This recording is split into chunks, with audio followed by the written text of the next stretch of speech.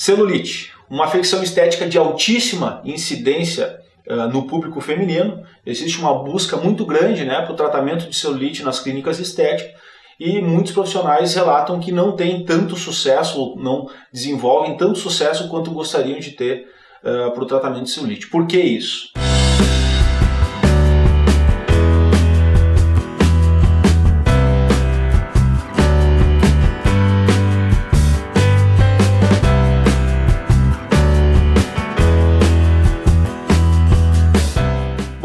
A gente tem que partir do pressuposto que a celulite é algo um tanto quanto complexo, não só em desenvolvimento e entendimento da fisiopatologia, obviamente, quanto ao entendimento de quais são os melhores recursos para o tratamento dessa afecção estética. Então, para entender quais são os melhores recursos de tratamento, é importante falar um pouquinho sobre o que acontece no sistema tegumentar numa pessoa que tem celulite. Inicialmente existe uma confusão, né, na literatura, existem teorias para o desenvolvimento que apontam como que se daria o desenvolvimento da celulite. Os estudos mais antigos, né, principalmente na língua portuguesa, trazem uma ideia de fibroedema geloide,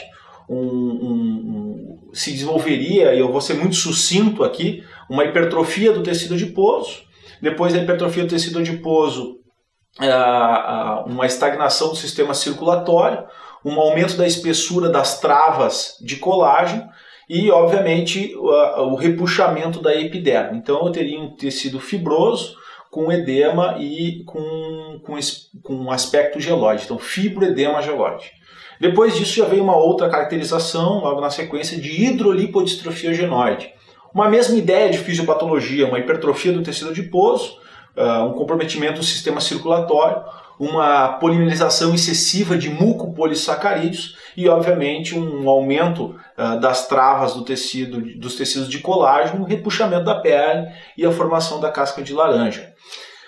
Mais atual, né, e essas literaturas falavam que não se remetia ao termo celulite porque não tinha inflamação, mais atualmente se sabe, por mais seja controversa ainda a proposição da fisiopatologia, se sabe que tem sim infiltrado inflamatório. Então as teorias mais recentes, e obviamente eu deixo o link aqui do artigo para te fazer a leitura justamente sobre essa controvérsia em relação ao que é e o que não é, e o que é efetivo no tratamento e não é. Esses estudos mais recentes na língua inglesa já trazem uma conotação um pouco diferente, que tem sim infiltrado inflamatório na celulite, pode estar associado a uma ideia de produção de hormônios ovarianos, né, na mulher, também a hipertrofia do tecido adiposo, um comprometimento vascular, mas sim teria um processo inflamatório, um infiltrado inflamatório inicial, que poderia progredir para um tecido fibrótico a longo prazo. Então, para ter sucesso no tratamento, é importante entender isso, né? Entender que dentro da fisiopatologia eu vou ter um momento com um aumento de temperatura, teoricamente com inflamação, com edema e posteriormente um tecido fibrosado. Então esse é o pressuposto básico para mim conseguir fazer uma interação terapêutica que traga resposta clínica em termos de tratamento. Então a pergunta é como tratar. Então eu já te respondo, tu tem que tratar partindo do pressuposto de como que o tecido está se comportando em termos fisiopatológicos. Então a minha sugestão são sempre recursos. Se está numa fase inflamatória de hipertrofia do tecido adiposo, recursos que gerem lipólise, né, que retire o ácido graxo e o glicerol, são interessantes. Recursos que sejam anti-inflamatórios, teoricamente, pensando na fisiopatologia, são interessantes. E recursos que estimulem o sistema linfático, obviamente, isso numa fase inicial. Fazendo essa analogia, uma conduta com drenagem linfática manual é sim interessante, né? Seria uma das condutas interessantes nesse momento para o tratamento da celulite. Obviamente, sempre tem que avaliar o paciente, ver se ele tem uma retenção hídrica e o sistema circulatório está comprometido. Então depende do paciente sim, é interessante uma drenagem linfática manual numa fase inicial. Já numa fase mais tardia, se superou o processo inflamatório, o edema, está numa fase fibrótica, bom, aí outros recursos para realinhamento dessas fibras de colágeno pode ser interessante. Um exemplo é em dermologia, né, ou vácuo.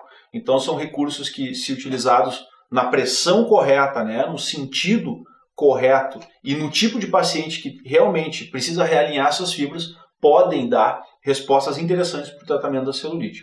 Então, duas dicas básicas aqui, né? O meu objetivo é falar um pouquinho sobre a fisiopatologia, mostrar que, e como os estudos mostram aqui embaixo, tem sim infiltrado inflamatório, tem estudos mostrando isso num paciente com celulite, pode ter infiltrado inflamatório, e em vezes eu tenho que mudar minha conduta terapêutica. É muito por isso a falta de avaliação que me leva muitas vezes ao erro de elencar a conduta equivocada e não trazer o efeito benéfico que eu quero para o tratamento. Então, duas dicas. Se eu tenho um processo inicial, inflamatório e tal, por exemplo, drenagem linfática manual pode ser bem-vindo, depende do paciente. E, tardiamente, se eu tenho um estado fibrótico, aí vai uma segunda dica.